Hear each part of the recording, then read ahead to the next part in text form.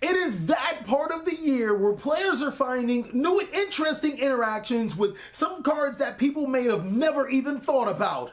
I don't want you to be behind the curve, so that's why this video exists.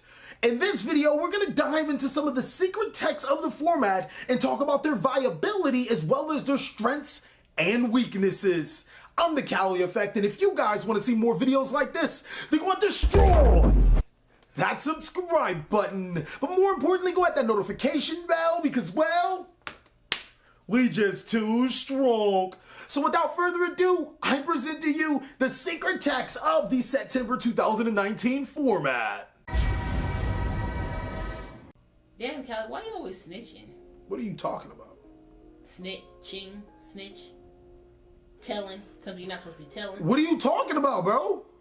You're always snitching, giving people information on the card tech. Bro, I know you ain't gonna call me a snitch for that. Yeah. Hey, look, you can catch these hands. You think I'm snitching, homie? Yo, let's go. Look, they deserve to have a right to know what's coming out and all that other. You know what, bro? I'm getting tired of you. What's up? Let's go. What's up? Want to catch my hand? What's up? Yep.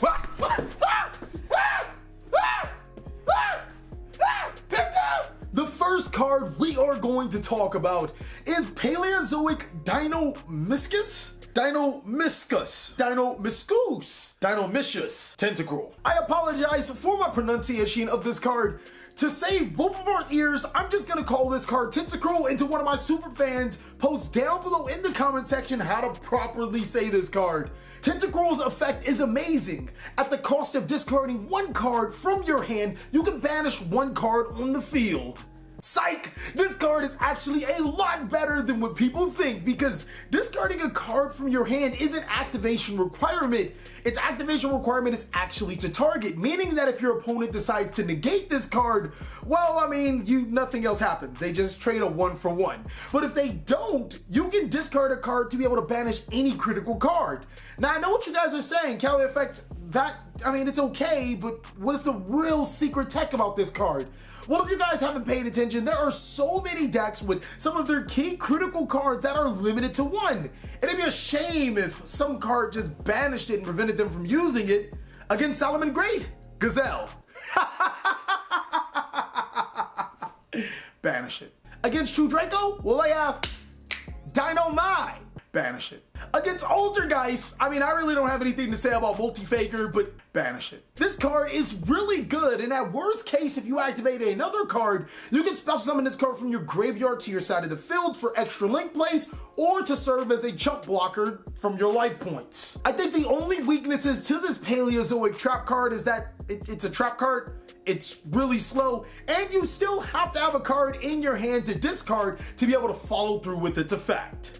Eradicator Epidemic Virus is another insane card that is really good in this format. At the cost of tributing a dark monster with 2,500 or more attack, I'm not gonna ask how you got that dark monster, but however you tributed it, you can choose between spell or trap cards and then destroy all cards your opponent controls and in their hand of the declared card.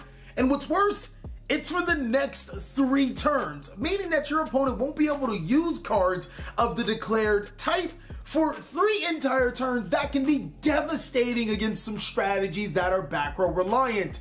To add more insult to injury, Nibiru and Dark Ruler No More has put us more towards a control format, and guess what those control format decks love to use? Go ahead and guess. You got it. It's Blue's Clues. Blue's Clues, Blue's Clues. They use monsters. Nope, they use spells and traps. Cards like Trap Trick make Eradicator Epidemic Virus a little bit more reliable to open, and it's really good against decks like Sky Striker, Altergeist, True Draco. Man, it really feels like I'm going after Sky Striker and Altergeist a lot. Do I secretly hate those decks? It's also really good against decks like Subterror, just about any deck that loves to play Rogue. The weaknesses of Eradicator Epidemic Virus, well, it suffers the same fate as our Paleozoic Trap card. It's a trap card. It's slow.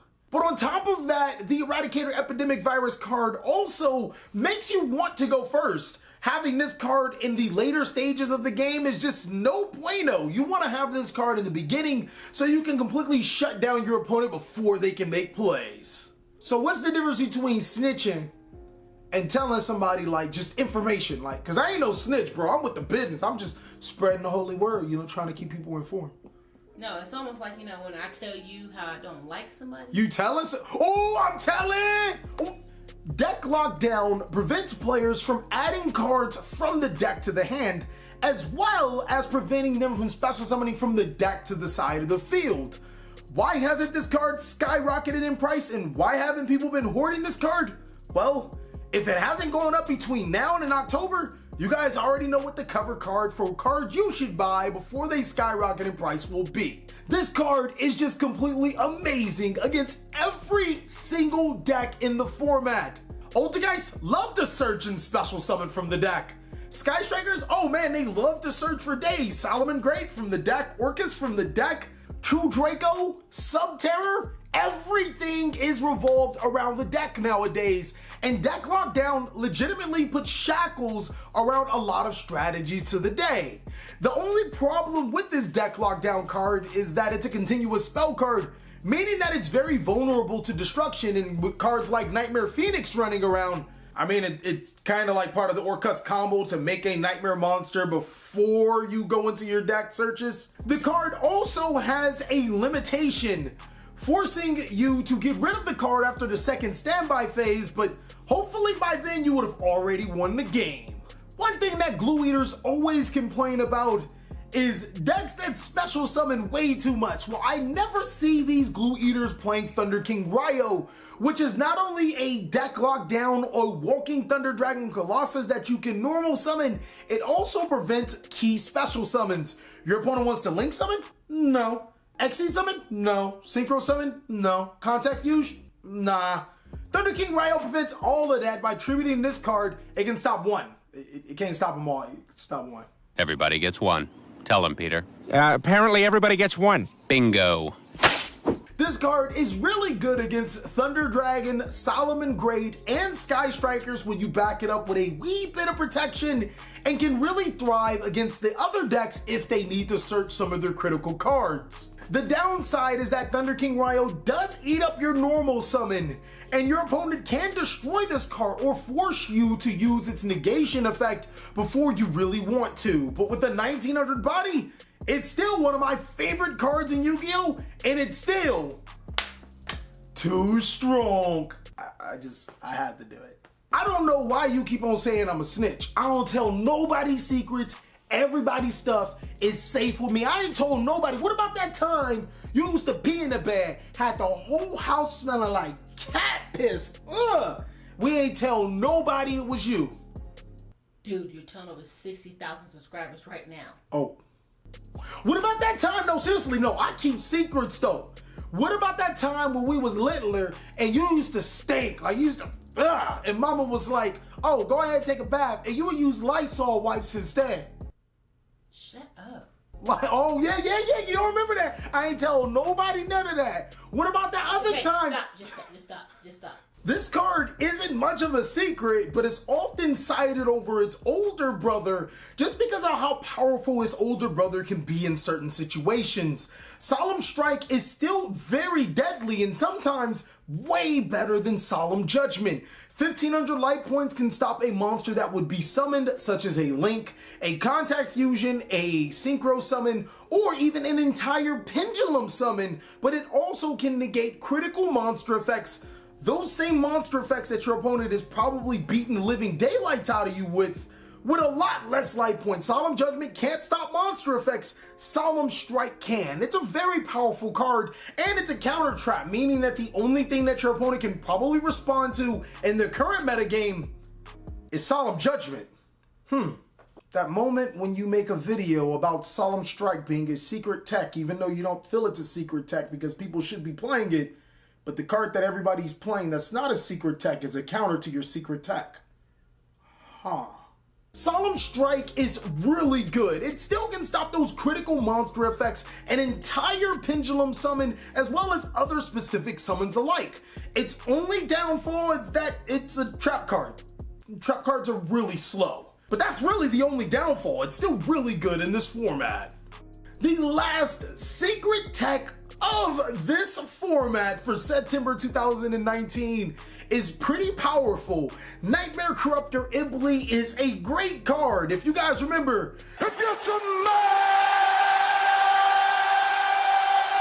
what the rock is cooking. Not really much. When you link summon with Nightmare Corruptor Ibli, you have the option to give it to your opponent's side of the field, meaning that you're free from the obligation of only having to link summon, and your opponent can't special summon monsters unless they link summon first. Nibiru's effect does include special summoning, and since they control a Nightmare Corruptor Ibli, they won't be able to use Nibiru's effect. So go ahead and 21 Savage, special summon 2, 3, 4, 5, 6, 7, 8, 9 in my bank account, 8 in my bank account. Monsters to your side of the field without worry. Nightmare Corruptor Ibli can also be used in the later stages of the game. Normal summoning this card, people forget that it actually has an effect to special summon link monsters to your side of the field to help you link climb. Never thought I'd seen that coming. Ibli is really good against Thunder Dragon, Pendulum decks, Rogue decks, and of course, an entire card in Nibiru. The weaknesses of this card is that it does eat up your normal summon. If your opponent is playing a very link-able deck, well, they can just use it to their advantage. That's a free monster to their side of the field. What's even worse is that if they're playing Solomon Great or Orchist, well, I mean, you just gave them a free monster. Thank you guys so much for watching another segment of the TheCaliEffect. I really hope you guys enjoyed these videos. If you do, go ahead and give it a like. And if you really did, consider joining our Patreon. We have some awesome rewards. Also, a mad shout out to all of our Patreons. I really do appreciate every single one of you guys. Keep in mind that it is September, and if we do get 70,000 subscribers, I will eat Oreos with Sprite. Go ahead and like, comment, subscribe, but most of all, enjoy. I hope you guys are having a great day, like I am.